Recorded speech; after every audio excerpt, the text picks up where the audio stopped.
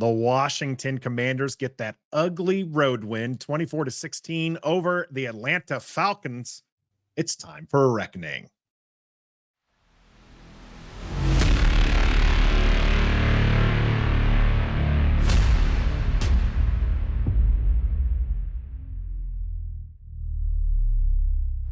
Greetings and salutations. Welcome to Ref the District's Day After Reckoning, where we dive in deeper to the game the Washington Commanders played the day before. I'm Nathan Perry. That's the Stoner.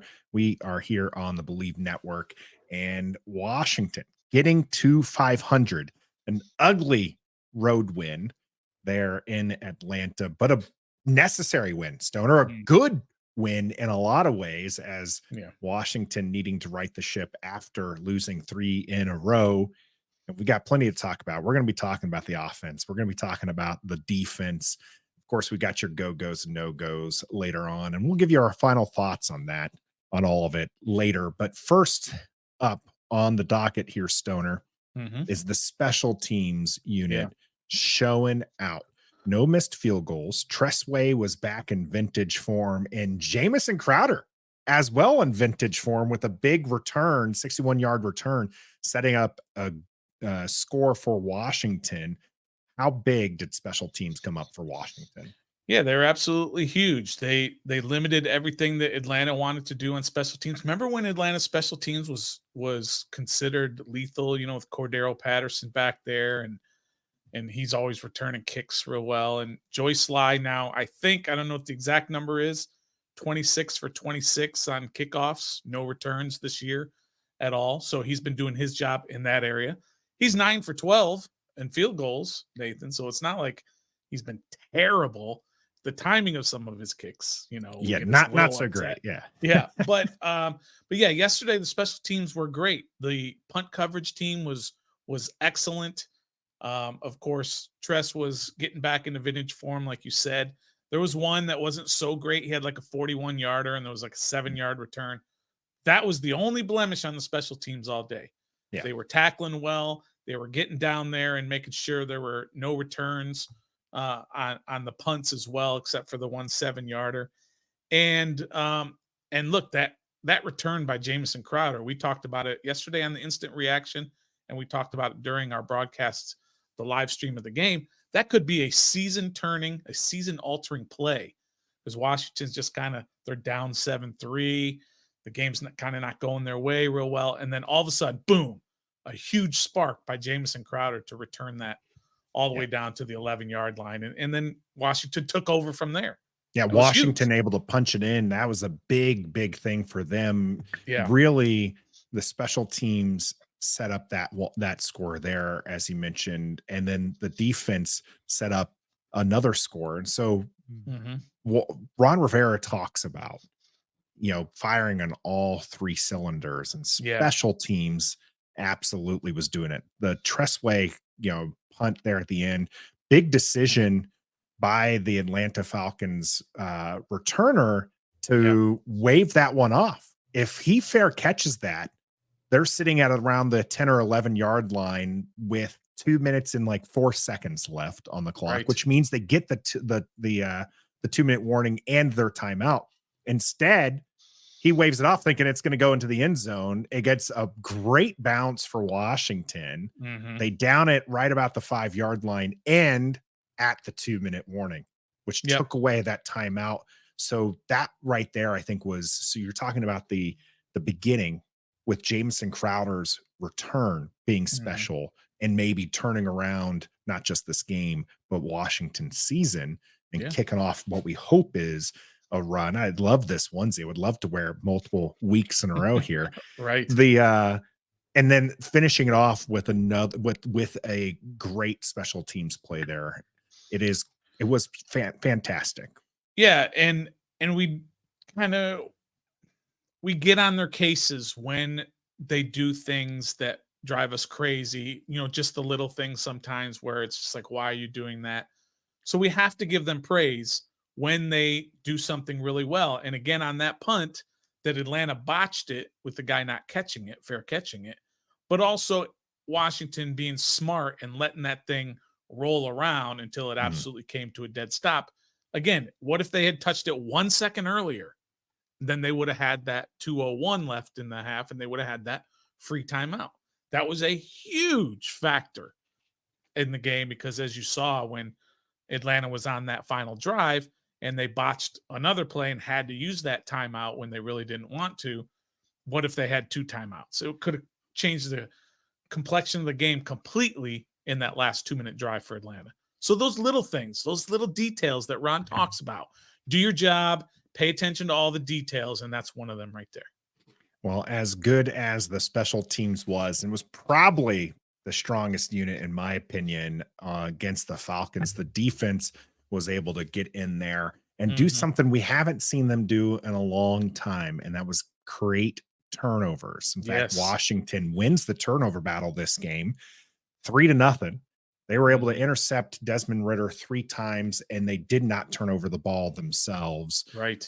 Those were very timely interceptions as well. And I mentioned special teams set up a touchdown, defense set up a touchdown as well with a nice short field off of the Kendall Fuller interception return. The defense, though, they kind of had to hold on there a little bit because they did give up a lot of yards. You know, it wasn't by any means a great defensive game. It was a good one, but I mean, they did give up 402 total yards. That's a lot. Desmond Ridder threw for 307. Now, the run stop defense was firing on all cylinders. Yeah, absolutely. There was just a lot going right, Nathan, defensively because of some small changes that Washington made. And the biggest one was going to that 5 defensive line package. They didn't use it every time, but they used it on most of the running downs, if that's what you want to call it. And it made a difference. We noticed it throughout the game that with those 5 defensive linemen, that occupied the 5 offensive linemen and allowed Cody Barton to roam free. That's where Cody Barton excels. He is at his worst when he has to fight off an offensive lineman. So if he doesn't have to do that and he can just read the play and find the hole, he's stopping Bijan Robinson. He's stopping Algier. So that was a small change that they made. But we talked about it all week. It seems like we thought they were going to make this change specifically because the quarterback they're playing.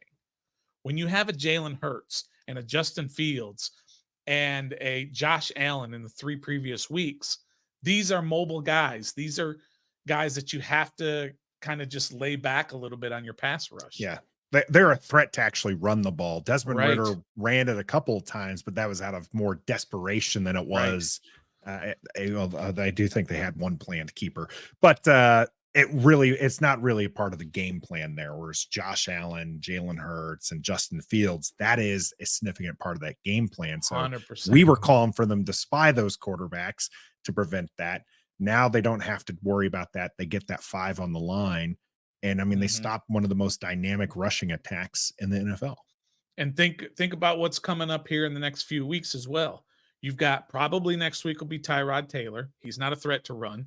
If Daniel Jones is back, Daniel Jones should thank Washington for the $40 million a year he's making because that's the only team he plays well against. And all of a sudden everybody thinks he can do it every week, but he can't. But if he's not going to be there, you got Tyrod Taylor, a pocket guy. Then you got Jalen Hurts. You got to worry about him. But then you've got Mac Jones. Then you've got Geno Smith. These are all pocket guys. This is where the defense for Washington is best suited.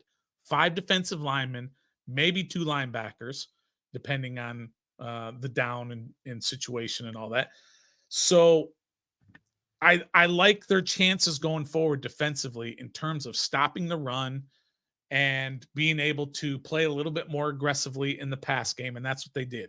402 yards is a lot, Nathan. They should not give up 400 yards. But Atlanta had 81 plays. Yeah, 80. That's a lot of plays.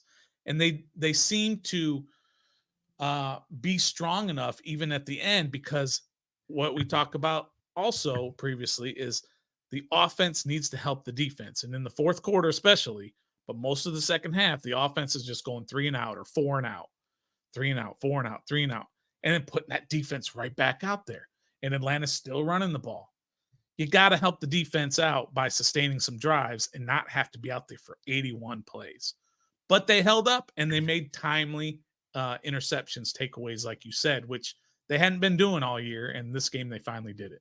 I'm showing 83 snaps, by the way, for Percy Butler, 83. Cam Curl, and Cody Barton.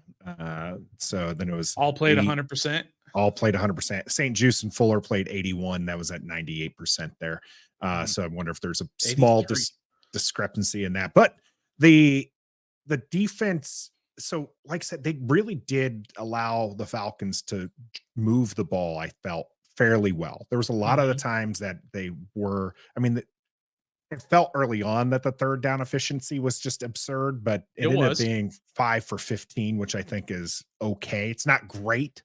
I think they were 5 for 10 at one point, maybe even 5 for 9. They had a ridiculous early on. It was very, very lopsided in favor of Atlanta, but Washington also got plays from people that they normally wouldn't. Casey Toohill with 2 sacks. Yep. Kalike Hudson with timely stops. Stopping the 2-point conversion, getting in there and in the mix. I mean, we saw him flying around, which is something we haven't really seen from the Washington, linebacker core, too much, especially a guy who he only ended up playing 10% of the snaps, but that was he played significant snaps in regards to the snaps he was playing that he was doing well. And then John Ridgway, like I said, 2 sacks there were pivotal. I watched them, by the way, today because I was interested. Somebody had mentioned, he only got those sacks because Chase Young's pressure, like Ridder. Talking about Toohill? Toohill. Okay. I think you said Ridgway. That's why I was. Sorry, Ridgway. Yeah, sorry. Yeah. Casey Toohill, 2 sacks. I watched those sacks earlier today. Chase Young's pursuit did not actually have anything to do with it, but Casey Toohill absolutely did have something to do with it. Everything to do with those. Well, in the regards of Ridder on the one big sack that Toohill had, that was a designed naked rollout away. It was away from Chase Young in that regard, but it was a design that way because, of course, why not roll out to Casey Toohill? You're not afraid of Casey Toohill, and Casey Toohill just had a motor I have not seen. I mean, that was a whole nother gear he was working on. And able to get that one. So, and then the short one, the one that ended up being a sack for 0 yards. That one was Desmond Ridder moved up in the pocket and was looking to take advantage of the open space in front of him.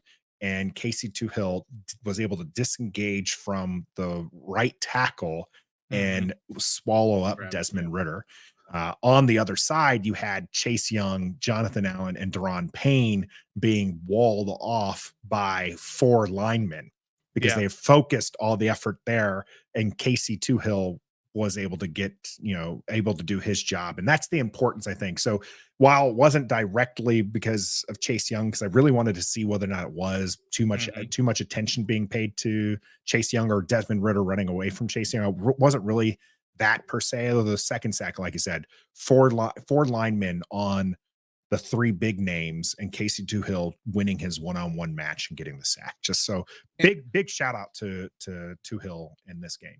Yeah, and on that naked bootleg, how many times do you see that end follow the entire play and Desmond Ridder having that whole open area? Not Desmond Ridder specifically, but the quarterback having that whole area. But Casey Toohill stayed home and didn't allow that. Then, as you said, he showed that burst, that extra gear to actually go get the quarterback. Not only be there, but to actually go get the quarterback. And by the way, shout out to Will E. Let me get the name. Will E. Will.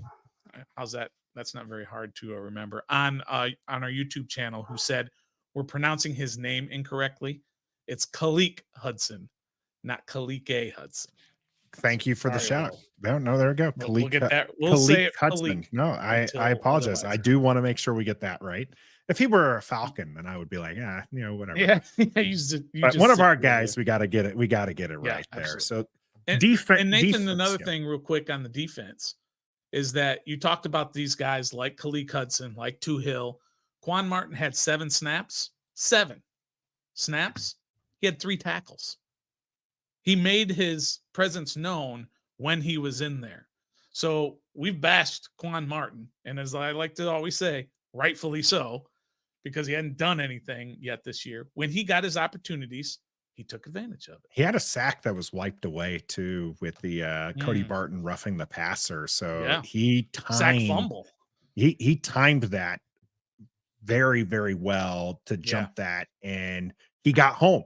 Cody Barton got home too, and Cody Barton went high and caused a penalty. But yeah, I liked what we saw from Quan Martin. He seemed much more like we absolutely got on him in the preseason, and we saw Mhm. him looking lost and everything. He seemed much more at home now, Yep. which I love to see. And I think part of that is he had a little bit more of a designated role. Yeah, this is your role. This is your Learn role, it all play this week. role. Mhm. Yeah, and do it well.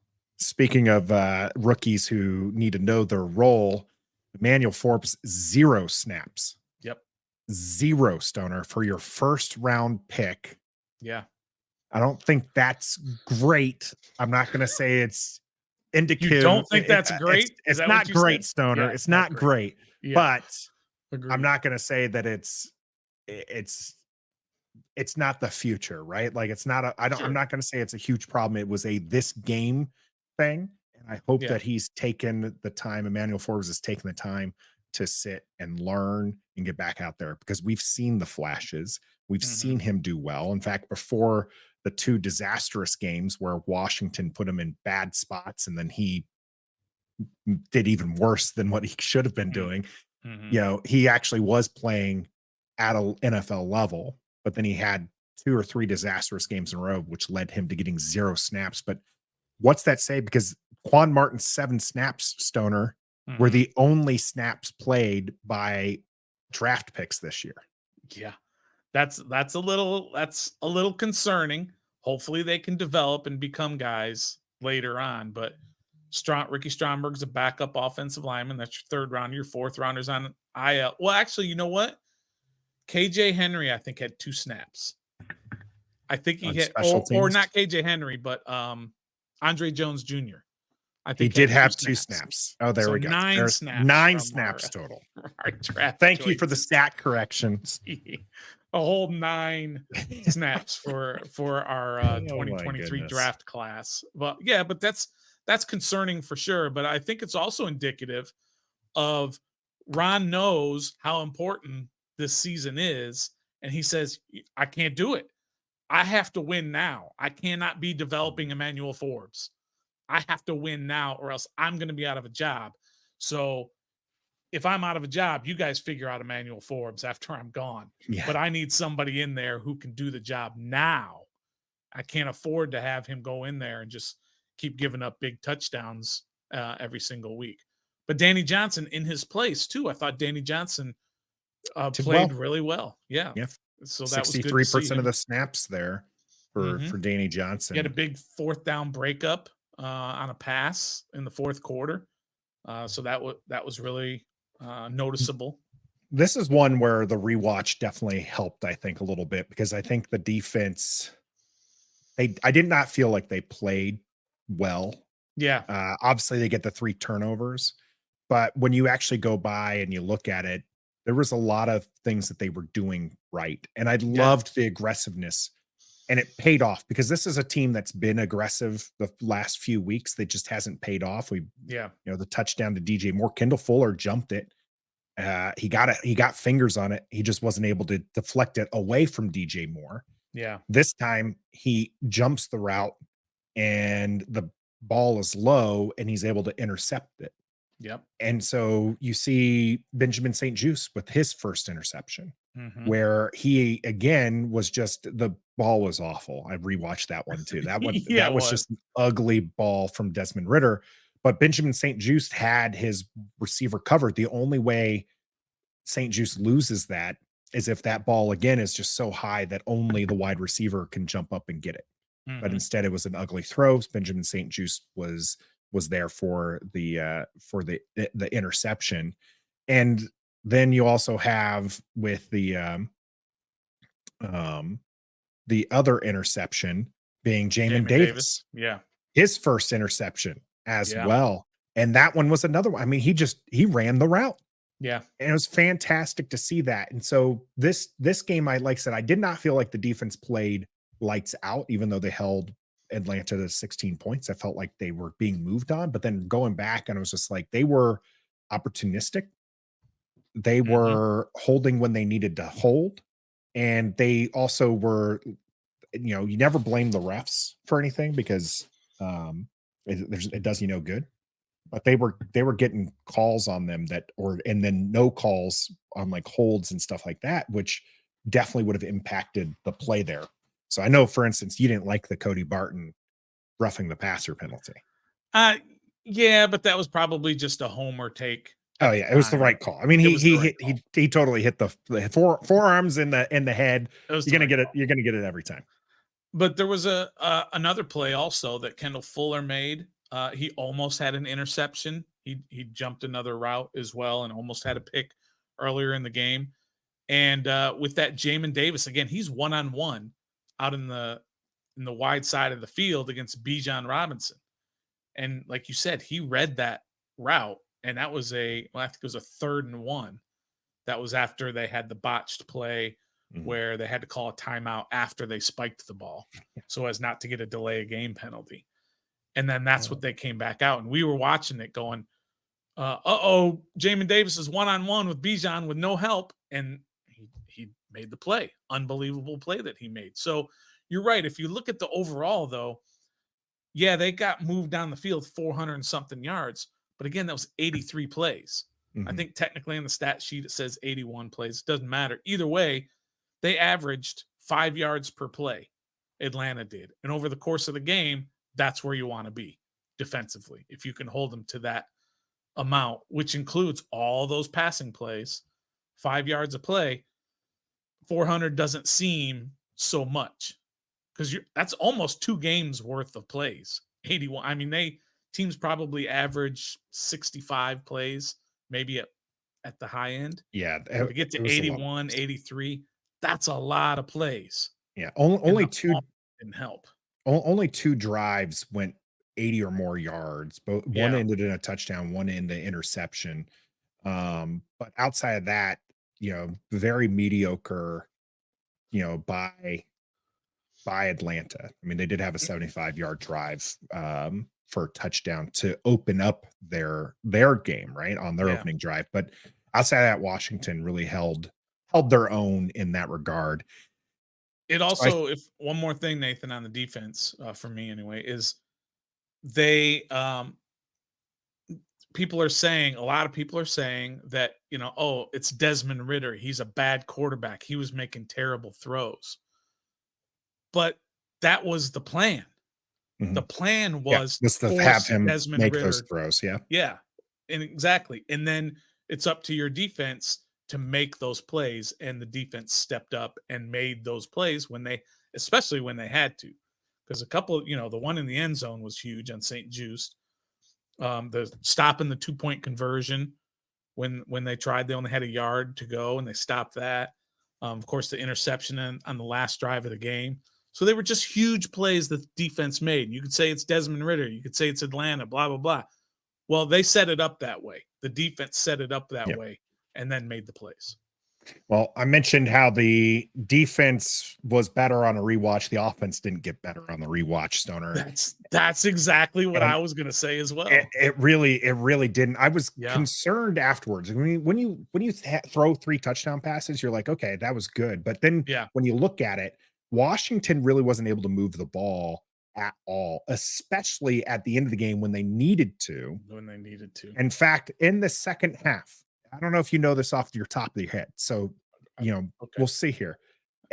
What was the longest drive in the second half for Washington? Longest amount of yards? Plays. We'll go. How many plays were run in their longest? Because they're trying to eat the clock up. They have the lead in the second half.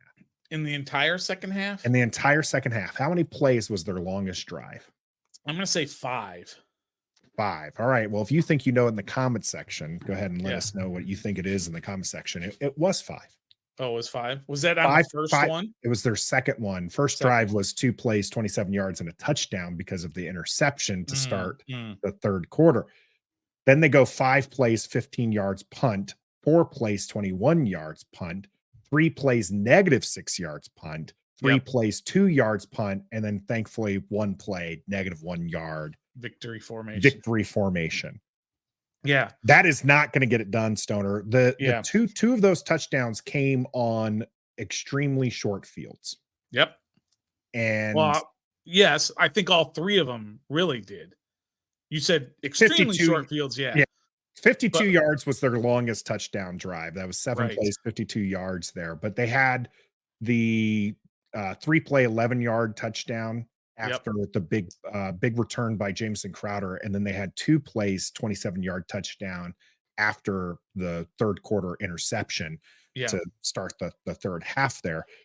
But Washington outside of that wasn't good. They weren't able to get anything going. I appreciated that they kept trying to run the ball, Stoner, even if it wasn't there, but they weren't moving the ball enough. Yeah, they definitely weren't moving in enough. As you said, the 3 touchdown drives were all short by NFL standards. But the best thing that they did is they didn't turn the ball over. Yeah. And that's the best thing that Sam did, is he didn't turn the ball over, and he was efficient. Now, he had a couple plays out there that his receivers didn't help him.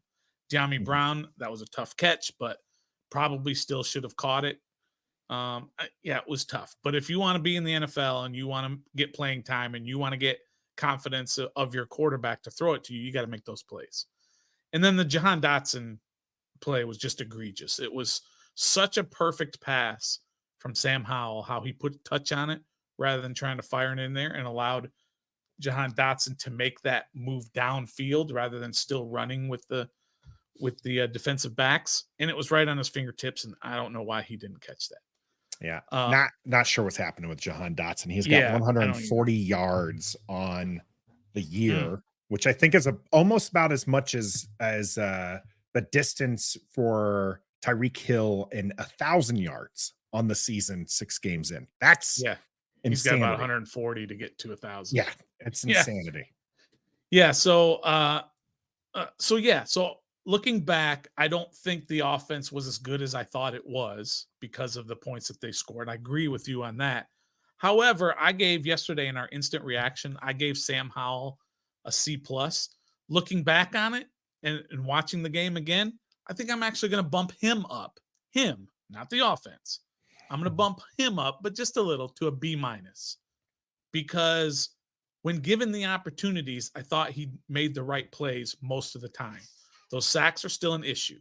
His pocket awareness is if he can't fix that, he's going to have a shorter NFL career than what we think. That's his main problem. Not taking sacks, just simply his pocket awareness of knowing when to move, where to move, all of that.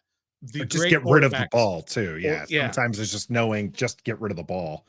Yes. And so I think that bumped him up a little bit in terms of how efficient he was when it was given to him. And in the second half, Eric Bieniemy was having him throw when he should not have been throwing.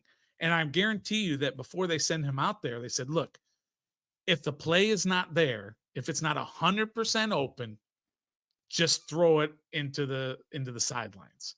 Yeah. Because we can't have a turnover in the second half. And so on a lot of those plays where Bieniemy's like, go out there and throw the ball, and he'd throw it when not even close to a receiver, whether he was open or not, he was just making bad throws. But to me, it felt like it was on purpose because he didn't want to create a turnover. So I put that on Eric Bieniemy, and I bump up Sam Howell a little bit because fair enough. Just run the ball, Bieniemy. Stop trying to be cute. You mentioned that one play where they brought in Trent Scott as the extra blocking lineman, and then he threw a pass. He had one receiver go out, and it wasn't there, and it was incomplete, and stopped the clock. It was like under 5 minutes to go. Yeah, it's stopped the clock when you're trying to run out the clock, move the ball and run out the clock. Yeah, it was. He got a little cutesy. There was the Curtis Samuel direct run that I also felt was a little too cute at that Right. point. Yeah. I will say, Lucas played very well. Oh, Starting for, Charles Leno, did very well. yeah, yeah. I was gonna save it for the Go-Go's And for just my good. Go-Go. There you go. We're gonna go right into it. Go. Yeah, Right there, right? I mean, he was big time. amazing. Big time, because this is a guy who Saturday afternoon had no idea he was going to be playing football on Sunday, other than possibly going in for as an injury replacement or that extra lineman on those running plays. No clue.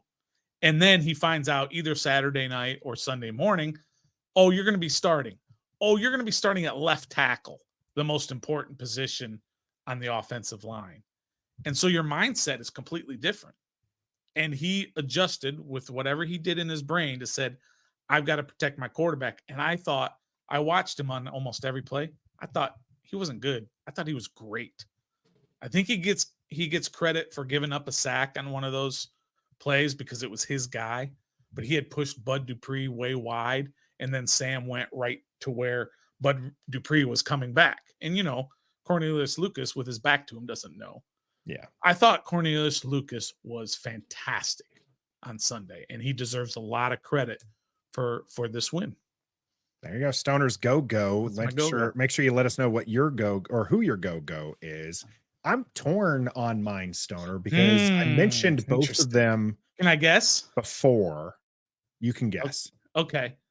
I'm going to guess your go is either going to be, just because you're biased this way, either Tress Way, or it's going to be somebody defensively. I'm gonna say Casey Toohill. It is going to be Casey Toohill. I was not thinking Tress Way, although that's a solid one too. I think Hudson really showed me. I liked seeing him out in the field and doing his thing there. But Toohill with 2 sacks, timely sacks, doing his job, making use of those. I mean, he only played 18 snaps. Wow. And had those 2 sacks. And he had 2 sacks out of those. So making the most of it. He's going to be my ghost. Nice. I normally like to end on the positive note, but we did this kind of reverse because we're talking about Cornelius Lucas and just doing so well. But let's go ahead and hit these no-go, Stoner. I'll go first. Okay. And I'm going to take this guy on our screen here. If you're watching us on YouTube, Jahan Dotson, 1 target, 0 yards, 0 catches, and it's hard to argue for a higher target share. One, I actually liked the Eric Bieniemy was driving it to Terry McLaurin early and often. We've been asking for that. But it's hard to ask for, and Curtis Samuel's been doing fantastic. He's making the most out of his touches. And I mean, he's been getting 4 or 5 touches a game.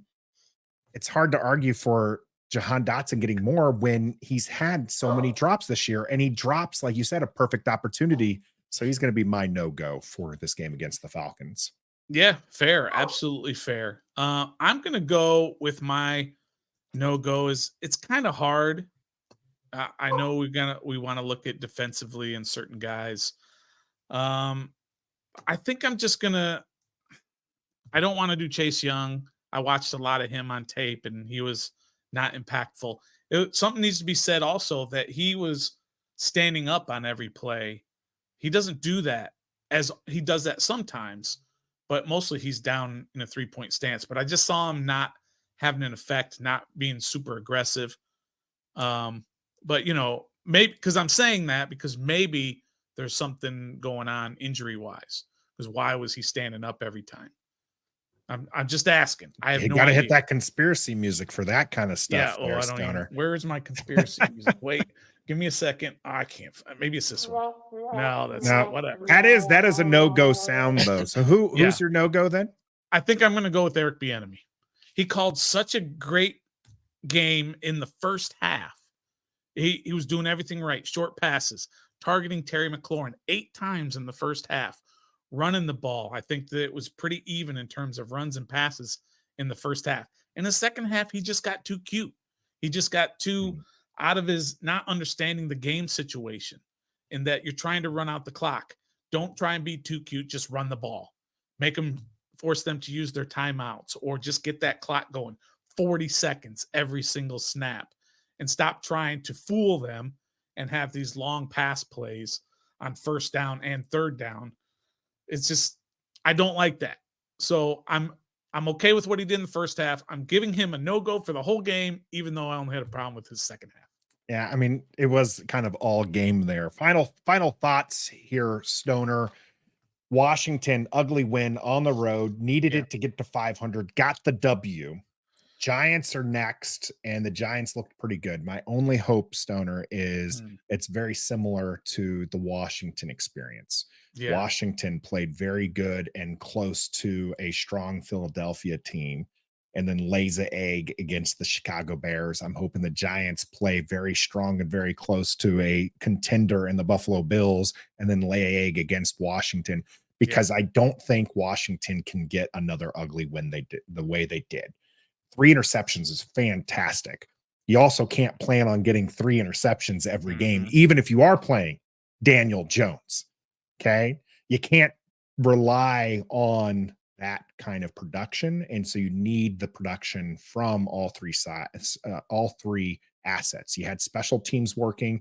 Your turnovers really helped your defense, close out what was a decent game for your defense. Your offense took advantage, and they need to take advantage. I'll stress that they took advantage of the things they needed to take advantage of in those short fields. And it's great to see, because if any of those were 3 points and not 7 points, Washington loses this game. Agreed. But they were able to punch it in. So I'm trying not to be too hard on Washington's offense, but Washington's offense really needs to wake up if they're going to win more games this season. Yeah, absolutely. And we're going to talk a whole lot about the New York Giants coming up this Sunday. We're going to dissect it on our Daily Commanders updates. And of course, on Wednesday on our live show, we'll have a game preview on Saturday as well, just like usual. But looking back at this is a game you absolutely had to win, obviously, because of that dud you put up against Chicago. So it doesn't matter how you won. And you can say, well, if they play like this, they're not going to win very many games. And that's fair to say. But they played well enough to win this game against a team that I think we can all agree is an inferior opponent. As bad as Washington has played, Atlanta is an inferior opponent, mostly because of their quarterback situation. And Washington took advantage of that, as you said. But they don't have any more sort of, mulligans left because of that game against Chicago. That's a game they absolutely had to win, and they didn't. So now somewhere down the line in their schedule, they have to find a game that they were supposed to lose, and they have to win that game, and they still have to beat the teams they're supposed to beat. And this is one of those games. Atlanta, they're supposed to beat Atlanta if you want to have any chance at some sort of playoff opportunity, some sort of wild card or anything. And they did that. Ugly as it may have been, it doesn't matter. You get that W in the win column. Come next week, it's a week-to-week league. They may play 1,000 times better next week against the Giants. They may play 1,000 times worse. But this game doesn't mean that they're going to lose against insert team here.